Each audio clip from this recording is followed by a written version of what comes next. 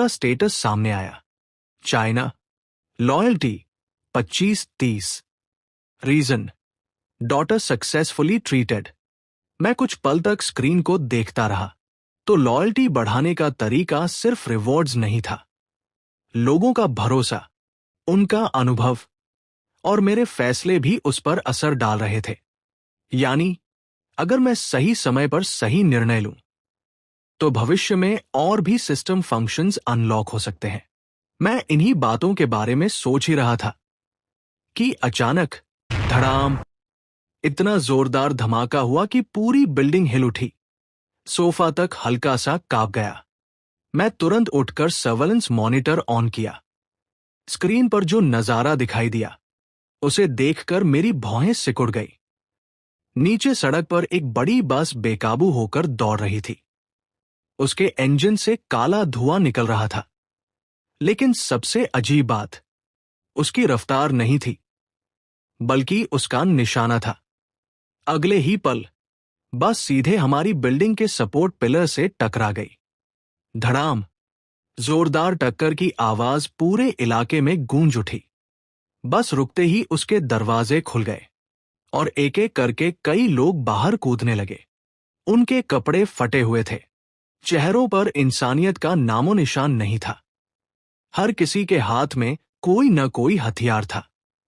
किसी के पास steel pipe, किसी के पास फायर एक्स, तो किसी के हाथ में बड़ी मचुटी। लेकिन सबसे खतरनाक उनका लीडर था, एक विशालकाय गंजा आदमी। उसके हाथ में ऐसा हथियार था जिसने मुझे भी एक पल के लिए सतर्क कर दिया। Flame thrower. वह बिना रुके सामने वाले फ्लैट के आयरन डोर के पास गया, फिर ट्रिगर दबाया। फूंश! आग की लंबी लपट सीधे दरवाजे से टकराई। कुछ ही सेकंड में आयरन डोर लाल होकर चमकने लगा। गंजा आदमी जोर से हंसा। उसकी आवाज पूरे मोहल्ले में गूंज रही थी। सुनो सब, एक भी फ्लैट मत छोड़ना। हर घर की तलाशी लो। जो भी खाना मिले, जो भी पानी मिले, सब उठा लाओ। उसके इशारे पर पूरा गिरोह अलग अलग दिशाओं में फैल गया। मैं बिना पलक झपकाए मॉनिटर देखता रहा। अब बात साफ हो चुकी थी। ये कोई भूखी भीड़ नहीं थी, ये एक संगठित गैंग थी। उनके पास योजना थी, हथियार थे और साफ स्ट्रैटेजी भी। मेरी नजर फिर बस पर गई। अब समझ आया, उस पर लोहे की मोटी प्लेट्स लगी हुई थी। मतलब उन्होंने इस हमले की तैयारी पहले से कर रखी थी। उन्होंने हमारी बिल्डिंग को यूं ही नहीं चुना था। ऊंची बिल्डिंग, ज्यादा फ्लैट्स और ज्यादा रिसोर्सेज, यानी उनका लक्ष्य साफ था, पूरी बिल्डिंग पर कब्जा करना। मैंने गहरी सांस ली। इस बार सामने वाले दुश्मन पहले वाले पड़ोसियों जैसे नहीं थे। ये लोग बिना सोचे समझे हमला करने वाले नहीं लग रहे थे। उसी समय धमाके की आवाज सुनकर लिन मैन और चाइना भी अपने कमरों से बाहर आ गई। दोनों के चेहरों पर डर साफ दिखाई दे रहा था। लिन मैन ने घबराकर पूछा, मास्टर, बाहर क्या हो रहा है? चाइना ने भी चिंतित नजरों से मॉनिटर की तरफ देखा। मॉनिटर की स्क्रीन देखते ही लिन मैन और चाइना दोनों के चेहरों का रंग उड़ गया। स्क्रीन पर वही गंजा लीडर दिखाई दे रहा था। उसने फ्लेम थ्रोअर सीधे एक फ्लैट के आयरन डोर पर तान रखा था। अगले ही पल आग की तेज लपटें दरवाजे से टकराई। कुछ ही सेकंड में लोहे का दरवाजा लाल पड़ने लगा। फिर पूरा गिरोह सीढ़ियों की तरफ बढ़ गया। लिन मैन की आवाज कांप उठी, अगर ये लोग यहां तक आ गए तो? चाइना ने डर के मारे खुद को कसकर पकड़ लिया। उसके हाथ लगातार कांप रहे थे। मैंने दोनों की तरफ देखा और शांत स्वर में कहा, डरने से कुछ नहीं होगा।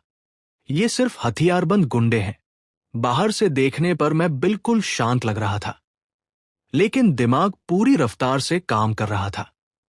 सेफ हाउस मजबूत जरूर था, पर फ्लेम थ्रोअर जैसी चीज के सामने वो कितनी देर टिकेगा? इसका जवाब मेरे पास भी नहीं था। सबसे बड़ी चिंता कुछ और थी। अगर इस गैंग को मेरे सेफ हाउस का पता चल गया तो चाहे वे अंदर घुस पाए या नहीं, मुसीबत यही खत्म नहीं होगी। वे बार बार लौट कर आएंगे और मैं ऐसा बिल्कुल नहीं चाहता था। मैंने गहरी सांस ली। सीधी लड़ाई सबसे खराब विकल्प थी। मेरे शरीर की ताकत कई गुना बढ़ चुकी थी। क्रोसबो चलाने की स्किल भी बेहतरीन थी। लेकिन सामने पूरा गैंग था। उनके पास संख्या भी थी और फ्लेम थ्रोअर जैसा खतरनाक हथियार भी। सीधे मुकाबले में जीत की कोई गारंटी नहीं थी। हां, मेरे पास एक फायदा जरूर था। उन्हें मेरी मौजूदगी का पता नहीं था, लेकिन मैं उनकी हर हरकत देख सकता था। मैंने फिर से मॉनिटर पर नजर डाली। अब वे पहली मंजिल के फ्लैट्स तोड़ना शुरू कर चुके थे। स्क्रीन से लगातार आवाजें आ रही थी। लोगों की चीखें, मदद की पुकार, दरवाजे टूटने की आवाज और उन गुंडों की डरावनी हंसी। पूरा अपार्टमेंट किसी डरावने नाइटमेयर में बदल चुका था। चाइना ने कांपते हुए अपना मुंह ढक लिया। उसकी आंखों से आंसू बहने लगे। शायद वह सोच रही थी, अगर मैंने दरवाजा नहीं खोला होता तो आज वही और उसकी बेटी भी इस नरक का हिस्सा होती। उधर लिन मैन भी डर के मारे सिर पकड़कर नीचे बैठ गई। मैंने तेज आवाज में कहा, खड़े हो जाओ। दोनों मेरी आवाज सुनते ही घबरा गई। उन्होंने तुरंत खुद को संभाला। मैंने चाइना की तरफ देखा। तुम नर्स हो। हॉस्पिटल में इमरजेंसी मेडिसिन्स का कोई बड़ा स्टोरेज है या ऐसी कोई जगह जहां मेडिकल सप्लाईज बड़ी मात्रा में मिल सके? चाइना कुछ पल सोचती रही, फिर बोली, हां, हमारे हॉस्पिटल के अंडरग्राउंड कोल्ड स्टोरेज में इमरजेंसी मेडिसिन्स का बड़ा रिजर्व है। वैक्सीन्स भी हैं और ऐसी कई दवाइयां जो बाहर की किसी फार्मेसी में नहीं मिलेंगी। मेरे चेहरे पर हल्की मुस्कान आ गई। बहुत अच्छा, यही जानकारी मुझे चाहिए थी। फिर मैंने धीरे धीरे अपना ध्यान लिन मैन की तरफ मोड़ा। उससे भी अब एक जरूरी सवाल पूछना था। मैंने लिन मैन की तरफ देखा। एक बात बताओ, क्या तुम्हारे पिता के पास कोई सीक्रेट वेयरहाउस, सेफ हाउस या ऐसा कोई प्राइवेट स्टोरेज है? मेरे सवाल पर लिन मैन कुछ पल के लिए चुप रह गई, फिर धीरे से सिर हिलाया। मुझे नहीं पता। उन्होंने कभी ऐसी बातें मुझसे शेयर नहीं की। मैंने कोई जवाब नहीं दिया, बस कुछ सेकंड तक उसे देखता रहा। फिर मेरा ध्यान वापस मॉनिटर पर चला गया। असल में मैं ये सवाल किसी और वजह से पूछ रहा था। इस समय जानकारी किसी भी हथियार से ज्यादा कीमती थी। जिस इंसान के पास ऐसी जानकारी होगी, वह भविष्य में सबसे उपयोगी साबित हो सकता था। चाइना ने हॉस्पिटल के इमरजेंसी मेडिकल स्टोरेज के बारे में बताया था। वह जानकारी मेरे लिए बेहद अहम थी। अगर भविष्य में मौका मिला तो वहां से जरूरी मेडिसिन्स और मेडिकल सप्लाईज हासिल की जा सकती थी। जहां तक लिन मैन की बात थी, उसके परिवार के पास अगर कोई अतिरिक्त रिसोर्सेज या सुरक्षित जगह हुई तो वह भी आगे चलकर काम आ सकती थी। मैंने दोनों की तरफ देखा, फिर शांत स्वर में कहा, अभी के लिए अपने अपने कमरों में रहो। बिना जरूरत बाहर मत आना और कोई आवाज मत करना। फिर मैंने चाइना की तरफ देखा, अपनी बेटी का ध्यान रखना। उसने तुरंत सिर हिलाया। जी। मैंने लिन मैन की तरफ देखा, तुम भी अपने कमरे में रहो। उसने भी बिना कुछ कहे हामी भर दी। कुछ ही सेकंड में दोनों अपने अपने कमरों में चली गई। एक बार फिर पूरे लिविंग रूम में सन्नाटा छा गया। मैंने दोबारा सर्वेलेंस मॉनिटर चालू किया। नीचे का हाल पहले से भी ज्यादा खराब हो चुका था। वह गैंग बेहद तेजी से आगे बढ़ रहा था। अब वे दूसरी मंजिल तक पहुंच चुके थे। उनका तरीका बेहद सीधा था। जहां दरवाजा कमजोर मिला, उसे फायर एक्स से तोड़ दिया। जहां लॉक मजबूत मिला, वहां स्टील पाइप से उखाड़ने की कोशिश की। और अगर कुछ भी काम न करे तो उनका लीडर फ्लेम थ्रोअर इस्तेमाल कर देता। मैंने अपने मेटल डोर की तरफ देखा। वो काफी मजबूत था, लेकिन अगर लगातार फ्लेम थ्रोअर की आग झेलनी पड़ी तो शायद ज्यादा देर तक टिक नहीं पाएगा। सिर्फ इंतजार करना। अब सबसे बड़ी गलती होती, मुझे पहले ही कोई योजना बनानी थी। मैं तुरंत सेफ हाउस के कंट्रोल पैनल के पास गया। अपग्रेड के बाद यह नया डिवाइस दीवार पर लगाया गया था। यहीं से पूरे सेफ हाउस के सिस्टम्स को कंट्रोल किया जा सकता था। मैंने गहरी सांस ली। मैं सीधे सेफ हाउस के कंट्रोल पैनल के सामने जाकर रुक गया। स्क्रीन पर पूरे बेस का ब्लूप्रिंट खुल गया। हर सिस्टम साफ दिखाई दे रहा था। Power supply, water circulation, ventilation system और कई दूसरे कंट्रोल मॉड्यूल्स। मैं एक एक सेक्शन ध्यान से देखने लगा। अचानक मेरी नजर वेंटिलेशन सिस्टम पर जाकर रुक गई। सेफ हाउस की वेंटिलेशन पूरी तरह इंडिपेंडेंट थी। एयर इनटेक और एयर एग्जॉस्ट दोनों ही दीवारों के अंदर इस तरह छिपे हुए थे कि बाहर से कोई उनका पता नहीं लगा सकता था। लेकिन एक छोटी सी डिटेल ने मेरा ध्यान खींच लिया। यह सिस्टम अभी भी बिल्डिंग के मेन वेंटिलेशन शाफ्ट से जुड़ा हुआ था। बस यही मुझे एक आइडिया आया। मेरे दिमाग में धीरे धीरे पूरी स्ट्रैटेजी तैयार होने लगी। मैंने बिना देर किए सिस्टम इंटरफेस खोल दिया। मन ही मन कहा, सिस्टम डेली चेक इन। अगले ही पल स्क्रीन चमक उठी। Today's check in successful, please choose your reward. मेरे सामने 3 नए ऑप्शंस दिखाई दिए। Option A, base upgrade kit. Safe house का एरिया बढ़कर 300 स्क्वायर मीटर हो जाएगा। साथ ही एक छोटा इकोलॉजिकल एरिया भी अनलॉक होगा। Option B, aura concealment skill. एक ऐसी स्किल जो मेरी मौजूदगी को पूरी तरह छिपा सकती थी। मेरी सांस, मेरी हार्ट बीट, यहां तक कि शरीर की हीट भी महसूस नहीं होगी। Option C, high explosive grenades. पूरे 24 ग्रेनेड्स का एक बॉक्स। मैं कुछ पल तक तीनों रिवॉर्ड्स को देखता रहा। कमाल की बात थी।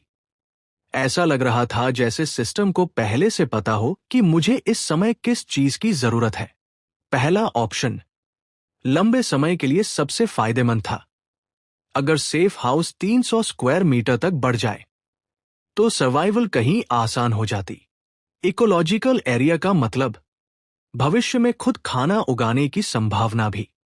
दूसरा ऑप्शन ग्रेनेड्स, सीधा और बेहद खतरनाक। अगर हालात हाथ से निकल जाए तो कुछ ग्रेनेड्स पूरे गैंग का खेल खत्म कर सकते थे। लेकिन जोखिम भी उतना ही बड़ा था। धमाके की आवाज, बिल्डिंग को नुकसान और सबसे बड़ी बात, मेरे सेफ हाउस का राज खुल सकता था। मैंने धीरे धीरे तीसरे ऑप्शन पर नजर टिकाई, ऑरा कंसीलमेंट। पहली नजर में यह सबसे साधारण स्किल लग रही थी। लेकिन मेरे दिमाग में जो प्लान बन चुका था उसके लिए यही सबसे जरूरी थी।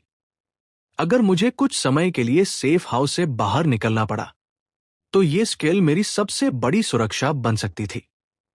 भीड़ के बीच या अंधेरी सीढ़ियों में अगर कोई मेरी मौजूदगी महसूस ही ना कर सके तो मेरे बचने की संभावना कई गुना बढ़ जाती।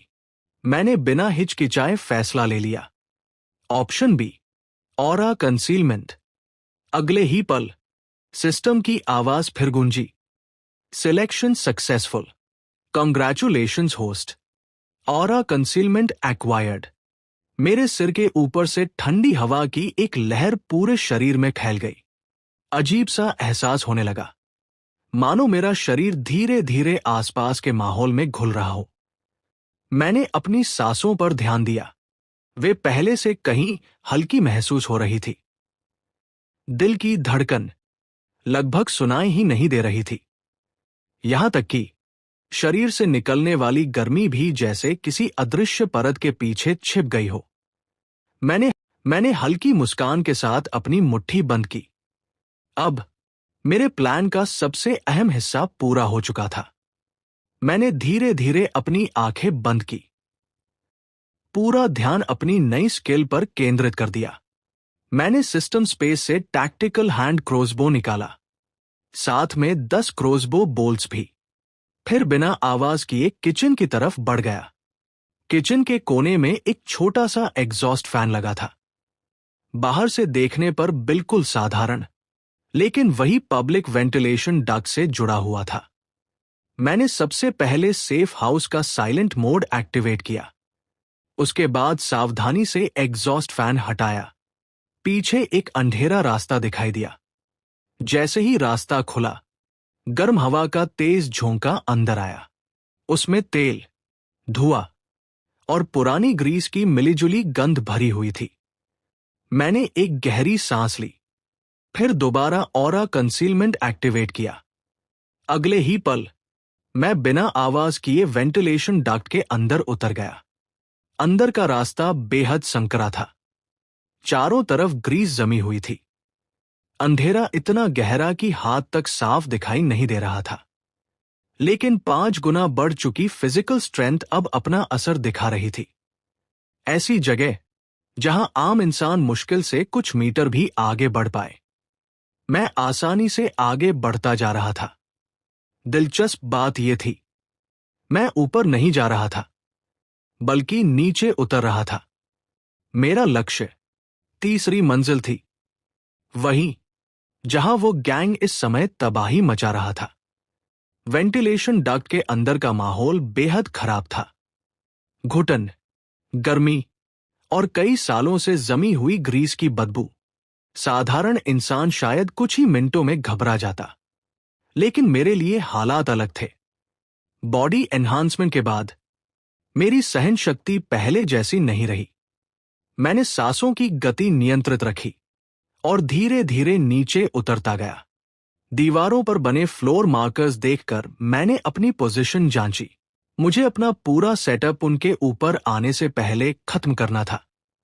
मैं धीरे धीरे स्मोक डक्ट के अंदर आगे बढ़ता रहा। फ्लोर मार्कर देखकर मैंने अंदाजा लगाया कि मैं अब तीसरी मंजिल पर पहुंच चुका हूं। मैंने ध्यान से बाहर की आवाजें सुनी। अब दरवाजे तोड़ने की धमाके वाली आवाजें और उन गुंडों की गंदी हंसी पहले से कहीं ज्यादा साफ सुनाई दे रही थी। ये परिवार तो बहुत गरीब निकला। आधा डिब्बा इंस्टेंट नूडल्स ही मिला। जल्दी मत करो बॉस। देखो, वो औरत भी बुरी नहीं दिख रही। चुप रहो। पहले सामान ढूंढो। काम खत्म होने के बाद औरतों की कोई कमी नहीं होगी। गंजे आदमी की भारी और डरावनी आवाज पूरे कॉरिडोर में गूंज रही थी। उसके तुरंत बाद एक औरत की चीख और रहम की भीख मांगने की आवाज सुनाई दी, लेकिन मेरे दिल में जरा भी हलचल नहीं हुई। ये अब पुरानी दुनिया नहीं थी, ये अपोकैलिप्स था। यहां ताकतवर हमेशा कमजोरों को अपना शिकार बनाते हैं। अगर मैं दूसरों पर तरस खाने लगूं, तो अगला शिकार मैं खुद बन जाऊंगा।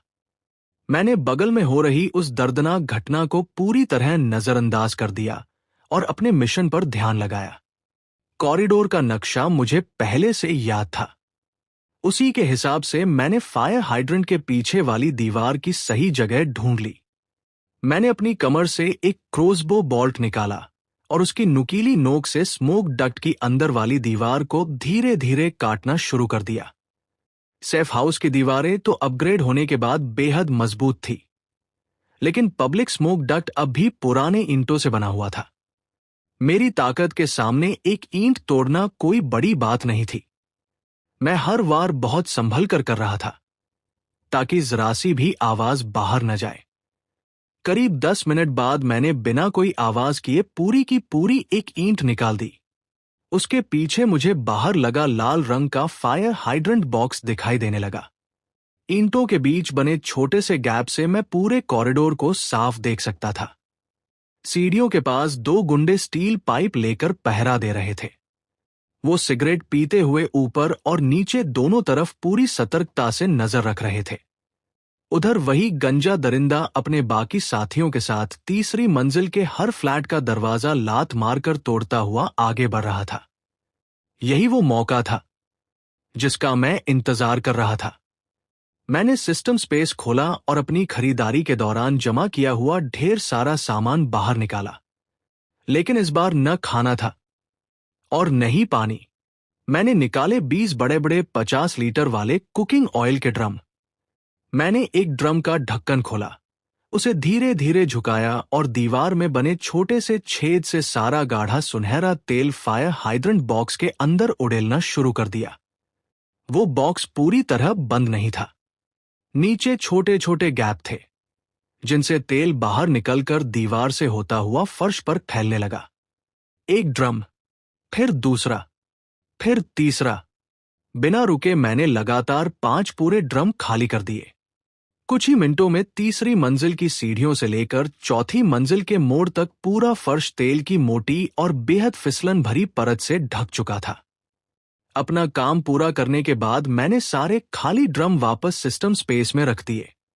फिर मैंने बड़ी सावधानी से निकाली हुई ईंट को उसकी जगह वापस फिट कर दिया, ताकि किसी को जरा सा भी शक न हो।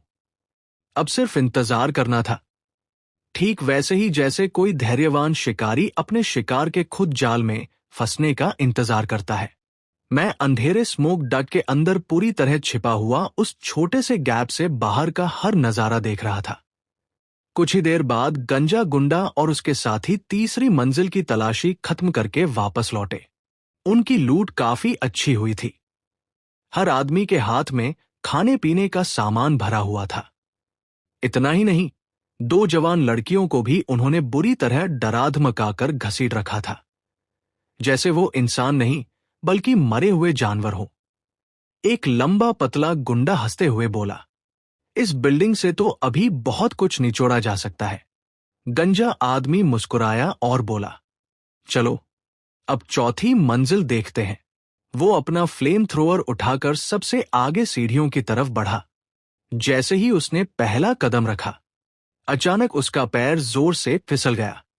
उसका पूरा संतुलन बिगड़ गया। 200 पाउंड से भी ज्यादा वजन वाला उसका विशाल शरीर किसी भारी भरकम भालू की तरह पीछे की तरफ धड़ाम से गिर पड़ा। वो सिर्फ एक दर्द भरी चीख निकाल पाया और अगले ही पल उसके सिर का पिछला हिस्सा पूरी ताकत से कंक्रीट की सीढ़ियों से टकराया। लेकिन हादसा यही नहीं रुका। उसके पीछे आ रहे बाकी गुंडों को कुछ समझने का मौका ही नहीं मिला। एक एक करके सबके पैर फिसलने लगे, बिल्कुल डोमिनो की तरह, और देखते ही देखते सभी सीढ़ियों पर एक दूसरे के ऊपर गिर पड़े। अगले ही पल पूरे कॉरिडोर में दर्द भरी चीखें, गालियां और उन डरी हुई लड़कियों की चीखें एक साथ गूंज उठीं। अरे, ये क्या हो रहा है? ये फर्श पर क्या फैला हुआ है? बहुत फिसलन है। आखिर किसने यहां इतना सारा तेल डाल दिया? गुंडों के हाथों में जो भी सामान था, सब जमीन पर बिखर गया। कुछ ही सेकंड में पूरा कॉरिडोर अफरा तफरी में बदल गया। सीढ़ियों की रखवाली कर रहे दोनों गुंडे भी शोर सुनकर दौड़ते हुए वहां पहुंच गए। बॉस, आप ठीक तो हैं? गंजे गुंडे को उसके साथियों ने किसी तरह उठाया। उसने अपने सिर के पीछे हाथ लगाया और दर्द से चेहरा सिकोड़ लिया। जब उसने नीचे देखा, तब जाकर उसे समझ आया कि पूरी सीढ़ियां मोटी तेल की परत से ढकी हुई थी। गुस्से से उसकी आंखें लाल हो गई और वो जोर से दहाड़ा। यही वो पल था जिसका मैं इंतजार कर रहा था। सबका ध्यान नीचे फैले तेल पर था और उसी पल मेरा शिकार शुरू हो चुका था। मैंने दीवार के छोटे से छेद से अपनी टैक्टिकल हैंड क्रॉसबो धीरे धीरे बाहर की तरफ तानी। उसका ठंडा तीर सबसे नजदीक खड़े एक गुंडे के सिर के पीछे बिल्कुल सही जगह पर निशाना साध चुका था। मैंने फिर से ऑरा कंसीलमेंट एक्टिव कर दी। अब ऐसा लग रहा था जैसे मेरा पूरा शरीर उस अंधेरे स्मोक डक्ट में पूरी तरह घुल चुका हो। न धड़कन, न सांसों की आवाज, और न ही जरा सा भी हत्या का इरादा महसूस हो सकता था। मैंने बिना कोई आवाज किए ट्रिगर दबाया। स्विश! तीर बिजली की रफ्तार से उस छोटे से गैप से निकला और अगले ही पल सीधे उस गुंडे के सिर के पीछे धंस गया। उसे चीखने का मौका तक नहीं मिला। उसका पूरा शरीर एक पल के लिए अकड़ गया और फिर बेजान होकर जमीन पर गिर पड़ा। उसकी आंखें पूरी तरह खुली हुई थी, जिनमें सिर्फ हैरानी और डर दिखाई दे रहा था। उसके सिर के पीछे से बहता हुआ खून फर्श पर फैले कुकिंग ऑयल में मिलकर फैलने लगा। पास खड़ा उसका साथी घबराकर चिल्लाया, तीसरे भाई, तीसरे भाई, तुम्हें क्या हुआ? उसने उसे हिलाने की कोशिश की, लेकिन अगले ही पल वो लाश धड़ाम से जमीन पर गिर पड़ी। तभी बाकी गुंडों की नजर उसके सिर के पीछे धंसे हुए तीर पर पड़ी, जो अभी भी हल्का हल्का कांप रहा था। धत्तेरे की, हमला हुआ है, तीर है, वो कहाँ छिपा है? जल्दी बॉस को घेर लो, सब लोग एक साथ रहो। एक ही पल में पूरे कॉरिडोर में हड़कंप मच गया। सभी गुंडे घबराकर पीठ से पीठ मिलाकर खड़े हो गए और चारों तरफ बेचैनी से देखने लगे। वो अंधेरे में छिपे दुश्मन को ढूंढने की पूरी कोशिश कर रहे थे, लेकिन उन्हें कहीं कोई दिखाई नहीं दिया। उनकी नजर में पूरा कॉरिडोर खाली था। चारों तरफ सिर्फ सन्नाटा और मौत जैसा खौफ। उन्हें किसी दिखाई देने वाले दुश्मन से नहीं, बल्कि उस अनजान शिकारी से ज्यादा डर लग रहा था जिसे वो देख भी नहीं पा रहे थे। स्विश, एक और बेहद हल्की आवाज गूंजी। अगले ही पल झुंड के किनारे खड़ा एक और गुंडा सीधे जमीन पर गिर पड़ा। इस बार मेरा तीर उसकी गर्दन को पूरी तरह चीरते हुए निकल गया था। वो अपनी गर्दन पकड़कर मदद के लिए चिल्लाना चाहता था, लेकिन उसके मुंह से सिर्फ टूटी हुई घुटी घुटी आवाजें ही निकल रही थी। उसकी उंगलियों के बीच से खून फव्वारे की तरह बाहर निकलने लगा। अब डर आग की तरह पूरे झुंड में फैल चुका था। वो आखिर है कहां? क्या क्या कोई भूत है? मुझे तो कुछ भी दिखाई नहीं दे रहा। बॉस, यहां से निकलते हैं। अब बचे हुए गुंडों का हौसला पूरी तरह टूट चुका था। सब के सब डर के मारे गंजे गुंडे के आसपास ऐसे सिमट गए जैसे शिकारी से डरे हुए पक्षियों का झुंड। उनमें से दो तो डर के मारे कांपने भी लगे थे। गंजे गुंडे का चेहरा भी अब पहले जैसा नहीं रहा। उसने जिंदगी में न जाने कितने लोगों को मारा था, आग लगाई थी और न जाने कितने खूनी मंजर देखे थे, लेकिन आज जो हो रहा था वो उसके लिए भी बिल्कुल नया था। दुश्मन एक बार भी सामने नहीं आया, फिर भी उसके 3 आदमी बिना आवाज किए मारे जा चुके थे। उसे ऐसा महसूस हो रहा था जैसे अंधेरे में कोई अदृश्य आंखें लगातार उन पर नजर रखे हुए हों और किसी भी पल उनकी जान ले सकती हों। गंजे गुंडे ने अपने दिल के डर को दबाते हुए जोर से दहाड़ लगाई, सब चुप हो जाओ। उसने अपना फ्लेम थ्रोअर उठाया और खाली पड़े कॉरिडोर की तरफ देखकर चिल्लाया, कौन है तू?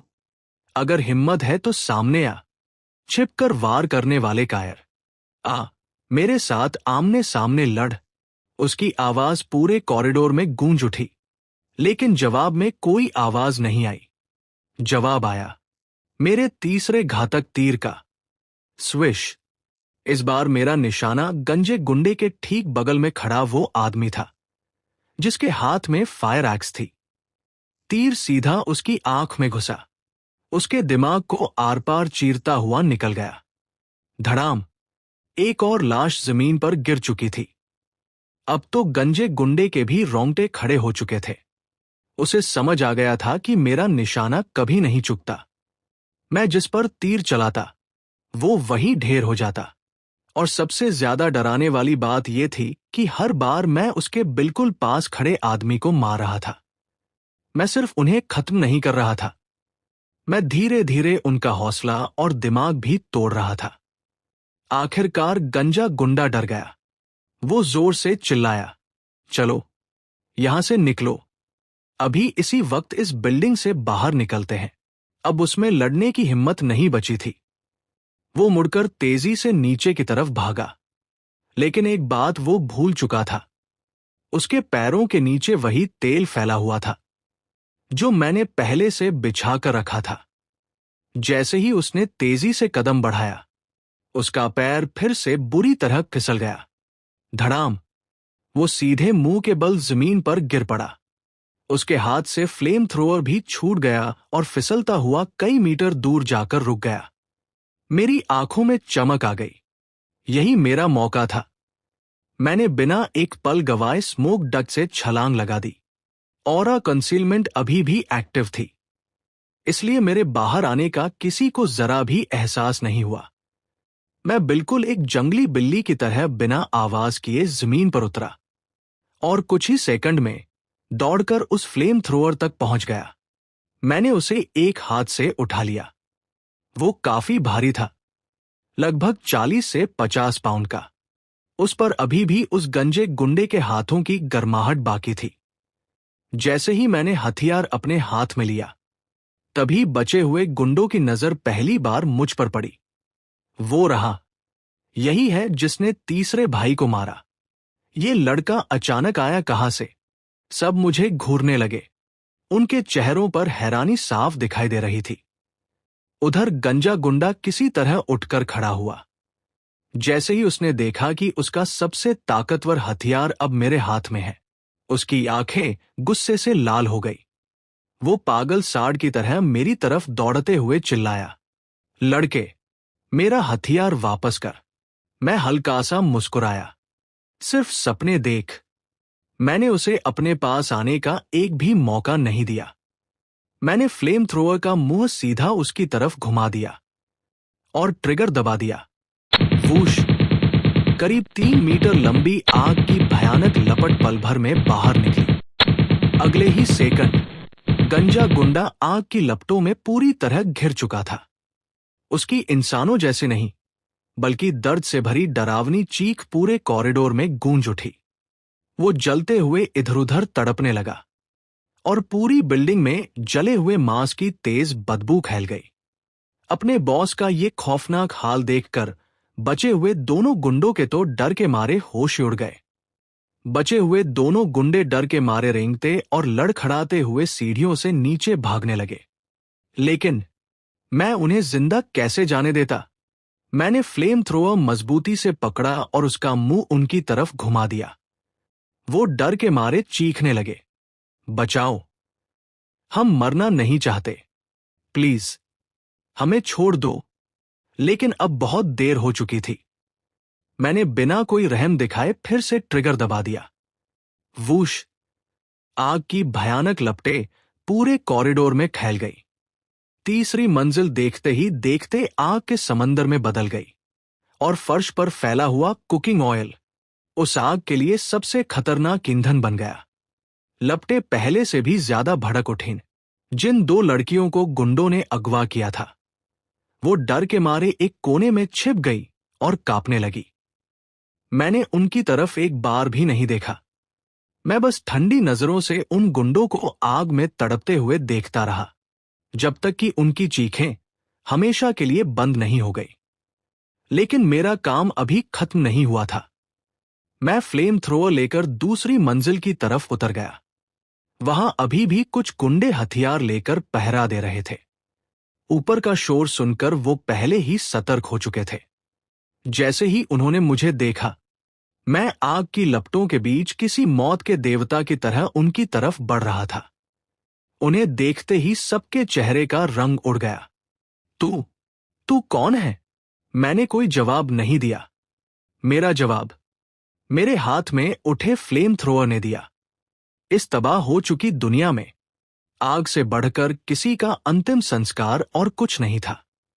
मैं एक एक मंजिल नीचे उतरता गया और जो भी गुंडा मेरे सामने आया, उसे आग की लपटों में खत्म करता गया। कुछ ही देर में पूरी बिल्डिंग में सन्नाटा छा गया। अब सिर्फ जलती हुई आग की चटकने की आवाजें बची थी और हवा में फैली जले हुए मांस की बदबू। मैं फ्लेम थ्रोअर उठाकर वापस अपनी 6ठी मंजिल वाले फ्लैट के दरवाजे तक पहुंचा। इस लड़ाई में मेरी काफी ताकत खर्च हुई थी, लेकिन थकान से भी ज्यादा मेरे अंदर एक अजीब सा जोश उमड़ रहा था। दूसरों की जिंदगी और मौत पर पूरा कंट्रोल होने का एहसास। वो नशे की तरह था। मैंने दरवाजा खोला और अंदर चला गया। लिविंग रूम में लिन मैन और चाइना पहले से डरी सहमी बैठी थी। उन्होंने बाहर की चीखें भी सुनी थी और जलते हुए मांस की बदबू भी महसूस की थी। जैसे ही उन्होंने मुझे खून, धुएं और बारूद की गंध से लथपथ हाथ में फ्लेम थ्रोअर लिए देखा, दोनों डर के मारे एक कदम पीछे हट गई। उनमें से एक ने कांपती हुई आवाज में पूछा, मास्टर, क्या सब खत्म हो गया? मैंने बिना कुछ कहे फ्लेम थ्रोअर को जमीन पर फेंक दिया। धड़ाम। भारी आवाज पूरे कमरे में गूंज उठी। फिर मैंने शांत स्वर में कहा, जाकर गर्म पानी तैयार करो, मुझे नहाना है। और हां, बाहर कॉरिडोर में लगी आग भी बुझा देना। मुझे जले हुए मांस की बदबू बिल्कुल पसंद नहीं थी। मैंने शांत आवाज में कहा, बाहर की आग बुझा दो। मेरी बात सुनते ही चाइना का चेहरा पीला पड़ गया। वो घबराकर बोली, मास्टर, बाहर तो हर तरफ आग लगी हुई है। मैंने उसकी तरफ देखा। क्या तुमसे नहीं होगा? उसने तुरंत सिर हिलाया। नहीं मास्टर, ऐसा नहीं है। बस हमारे पास फायर एक्सटिंग्विशर नहीं है। मैं हल्का सा मुस्कुराया। किसने कहा कि नहीं है? मैं सीधे स्टोर रूम में गया और वहां पड़े सामान के बड़े ढेर में से 2 बड़े ड्राई पाउडर फायर एक्सटिंग्विशर बाहर निकाल आया। शॉपिंग करते वक्त मैंने उन्हें बस यूं ही खरीद लिया था। मुझे भी नहीं लगा था कि उनकी जरूरत इतनी जल्दी पड़ जाएगी। मैंने दोनों फायर एक्सटिंग्विशर उनके पैरों के पास फेंक दिए। लो, अब है। मैं नहाकर बाहर आओ, उससे पहले पूरा कॉरिडोर साफ हो जाना चाहिए। जी मास्टर। दोनों डरते डरते फायर एक्सटिंग्विशर उठाकर बाहर चली गई। मैं उन्हें जाते हुए देखता रहा। मेरे लिए यह सिर्फ आग बुझाने का काम नहीं था। मैं चाहता था कि वो अपनी आंखों से बाहर की असली दुनिया देखें। तभी उन्हें समझ आएगा कि अपोकलिप्स कितना बेरहम हो चुका है और मेरे साथ रहना उनके लिए कितनी बड़ी किस्मत है। मैं आराम से बाथटब में लेट गया। गर्म पानी ने मेरे शरीर से खून की गंध और सारी थकान धो डाली। लेकिन दिमाग में अभी भी कुछ देर पहले की लड़ाई घूम रही थी। खासकर फ्लेम थ्रोअर चलाने का एहसास, उसकी वो बेकाबू, सब कुछ जलाकर राख कर देने वाली ताकत वाकई नशे जैसी थी। क्रोसबो से लड़ने के मुकाबले ये हथियार कहीं ज्यादा आसान और खतरनाक था। बस एक ही कमी थी, ये बहुत तेजी से ईंधन खत्म करता था। मैंने उसका फ्यूल टैंक चेक किया। सिर्फ एक लड़ाई में ही लगभग आधा ईंधन खत्म हो चुका था। ये कोई आम फ्यूल नहीं था। जितना इस्तेमाल करता, उतना हमेशा के लिए कम हो जाता। मुझे ये भी नहीं पता था कि चेक इन सिस्टम भविष्य में इसका फ्यूल फिर से देगा या नहीं। इसलिए मैंने तय किया, अब इसे सिर्फ जरूरत पड़ने पर ही इस्तेमाल करूंगा। नहाने के बाद मैंने साफ कपड़े पहने और बाथरूम से बाहर आ गया। लिविंग रूम में चाइना और लिन मैन पहले से वापस आ चुकी थी। दोनों सिर से पैर तक भीगी हुई थी। उनके चेहरे और कपड़े काले धुएं और राख से पूरी तरह ढके हुए थे। दोनों की हालत बेहद खराब लग रही थी। खासकर लिन मैन, जो कभी एक अमीर घर की बिगड़ी हुई लड़की थी। शायद उसने अपनी पूरी जिंदगी में इतना गंदा काम कभी नहीं किया होगा। अब वो दीवार का सहारा लेकर धीरे धीरे सांस ले रही थी। उसका चेहरा पूरी तरह सफेद पड़ चुका था। चाइना की हालत उससे थोड़ी बेहतर थी, लेकिन उसकी आंखों में अभी भी बाहर देखे गए खौफनाक मंजर का डर साफ दिखाई दे रहा था। दोनों के पैरों से काले काले निशान पूरे फर्श पर बन गए थे। मैंने भौहें सिकोड़ ली। मुझे देखते ही चाइना घबरा कर बोली, मास्टर, बाहर की आग पूरी तरह बुझा दी है। लेकिन कॉरिडोर की हालत, वो कुछ पल के लिए रुक गई। शायद उसके पास उस मंजर को बयान करने के लिए शब्द ही नहीं थे। मुझे बिना देखे ही सब समझ आ गया था। दर्जनों जली हुई लाशें, फर्श पर फैला कुकिंग ऑयल और हर तरफ बिखरा हुआ फायर एक्सटिंग्विशर का सफेद पाउडर। पूरा कॉरिडोर किसी नर्क से कम नहीं लग रहा होगा। मैंने उससे और कुछ नहीं पूछा। मैंने सिर्फ शांत आवाज में कहा, पहले जाकर खुद को अच्छी तरह साफ करो, फिर पूरा फर्श भी बिल्कुल साफ कर देना। दोनों ने बिना कोई शिकायत किए सिर झुका दिया। उनके शरीर पूरी तरह थक चुके थे। फिर भी एक बाथरूम की तरफ चली गई और दूसरी पोछा लेने। मैं सीधा मॉनिटरिंग स्क्रीन के सामने जाकर बैठ गया और बाहर का हाल देखने लगा। कॉरिडोर की आग सच में बुझ चुकी थी। लेकिन वहां का नजारा अभी भी बेहद डरावना था। सारे गुंडों की लाशें जलकर काले कोयले जैसी हो चुकी थी। कोई सिकुड़कर पड़ा था, कोई अजीब हालत में जला हुआ था, और हवा में अब भी सड़ी हुई बदबू फैली हुई थी। लेकिन ये सब देखकर मेरे दिल में जरा भी अफसोस नहीं हुआ। उन लोगों को इससे भी बुरी सजा मिलनी चाहिए थी। मैंने कैमरे का एंगल बदलकर नीचे देखा।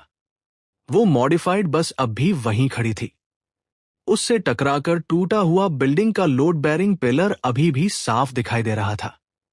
हालांकि उसे देखकर नुकसान बड़ा लग रहा था, लेकिन बिल्डिंग की बनावट काफी मजबूत थी। फिलहाल गिरने का कोई खतरा नहीं था। मैंने गुंडों का काम तो खत्म कर दिया था, लेकिन उनकी वजह से जो हंगामा हुआ, उसकी आवाज पूरे इलाके में फैल चुकी थी। आसपास की दूसरी इमारतों की कई खिड़कियों के पीछे लोगों की परछाइयां दिखाई दे रही थी। सब छिपकर मेरी बिल्डिंग की तरफ देख रहे थे। शायद मेरा सेफ हाउस अब कई लालची लोगों की नजर में आ चुका था, लेकिन मुझे इसकी कोई चिंता नहीं थी।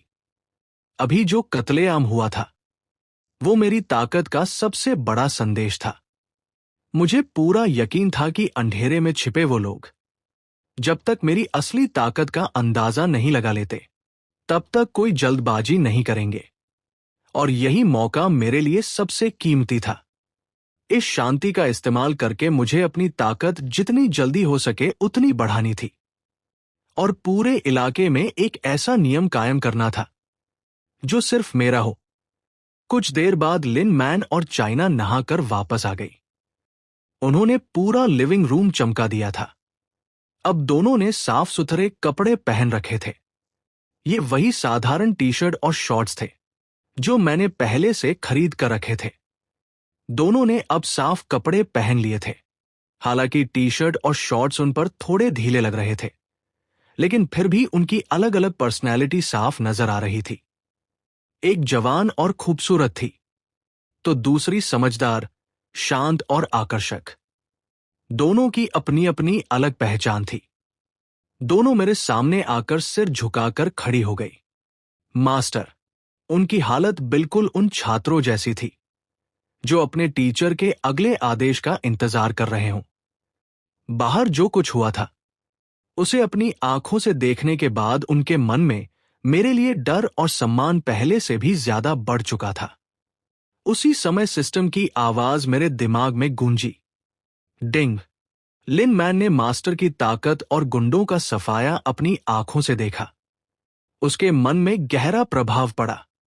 लॉयल्टी +10। फिर दूसरी आवाज आई। डिंग।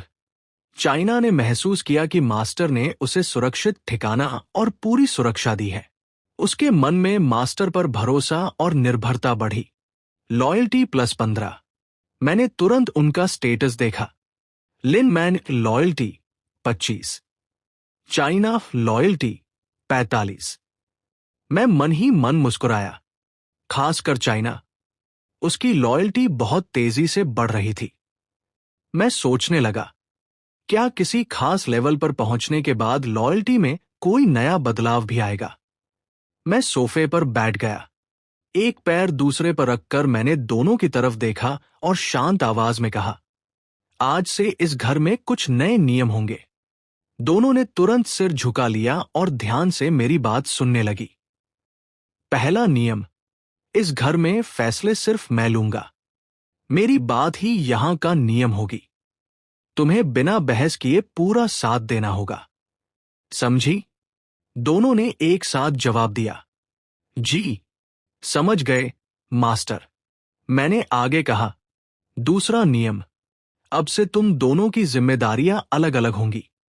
मैंने चाइना की तरफ देखते हुए कहा, घर का सारा काम तुम संभालोगी। खाना बनाना, सफाई करना, जरूरत पड़ने पर प्राथमिक इलाज करना, और अपनी बेटी की हालत का भी ध्यान रखना। चाइना ने बिना देर किए सिर झुका दिया। जी मास्टर। फिर मेरी नजर लिन मैन पर गई। मेरी नजर पड़ते ही वो अनजाने में और सीधी होकर खड़ी हो गई।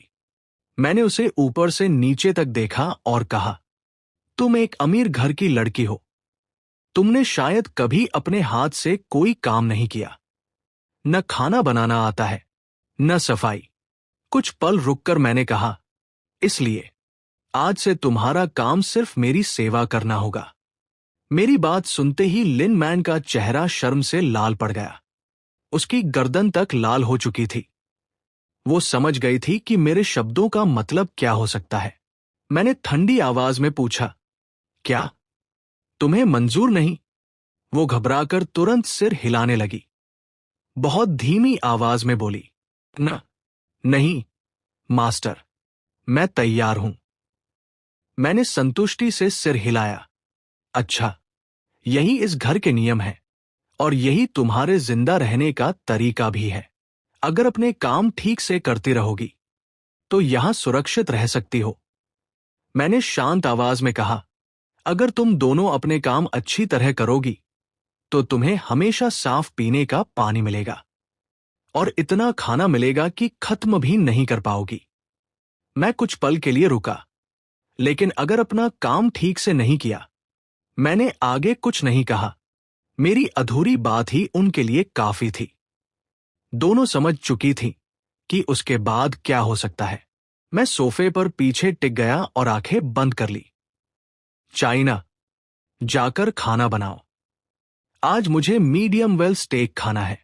फिर मैंने लिन मैन की तरफ देखा, और तुम आकर मेरे कंधों की मालिश करो। जी मास्टर। चाइना तुरंत किचन की तरफ चली गई। लिन मैन कुछ पल वहीं खड़ी रही। उसने हल्के से अपने होंठ काटे, फिर धीरे धीरे मेरे पीछे आकर खड़ी हो गई। उसके हाथ हल्के हल्के कांप रहे थे। उसने अपने नम हाथ मेरे कंधों पर रखे और बहुत झिझकते हुए मालिश शुरू की। उसके हाथों में बिल्कुल ताकत नहीं थी। सच कहूं तो वो मालिश से ज्यादा हल्की हल्की गुदगुदी जैसी लग रही थी। लेकिन मैंने उसे डांटा नहीं। हर चीज सीखने में समय लगता है। कुछ देर बाद किचन से पकते हुए मांस की खुशबू पूरे कमरे में फैलने लगी। बाहर दूर कहीं अब भी लोगों की धीमी चीखें सुनाई दे रही थी। मैंने एक गहरी सांस ली। उस पल मुझे लगा, इस अपकलिप्स में जीना उतना भी बुरा नहीं है। आज से मेरे छोटे से साम्राज्य की शुरुआत हो चुकी थी। चाइना खाना बनाने में काफी अच्छी थी। उसने स्टेक को बाहर से सुनहरा और अंदर से बिल्कुल सही पकाया था। साथ में फ्रिज की ताजी सब्जियों से एक सैलड भी तैयार किया। मैं आराम से डाइनिंग टेबल पर बैठकर अपना खाना खाने लगा। उधर लिन मैन और चाइना चुपचाप मेरे पास खड़ी थी। एक मेरे लिए पानी और ड्रिंक परोस रही थी और दूसरी खाना सर्व कर रही थी। उन दोनों के हिस्से में सिर्फ 2 कटोरे इंस्टेंट नूडल्स आए। ये भी मेरे बनाए हुए नियमों का हिस्सा था। इस घर में खाने का भी एक दर्जा होगा। सबसे अच्छा खाना सिर्फ मुझे मिलेगा। बाकी लोग वही खाएंगे जिसकी मैं इजाजत दूंगा। मैं चाहता था कि उन्हें अपनी जिंदगी के हर छोटे बड़े पल में हमारे बीच का फर्क